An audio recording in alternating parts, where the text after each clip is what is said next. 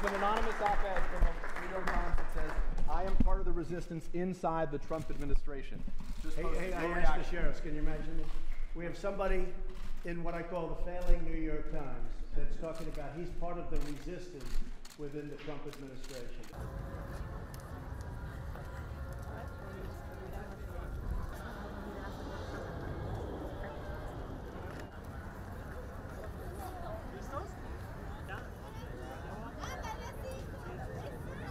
So if the failing New York Times has an anonymous editorial, can you believe it? Anonymous, meaning gutless, a gutless editorial. We're doing a great job.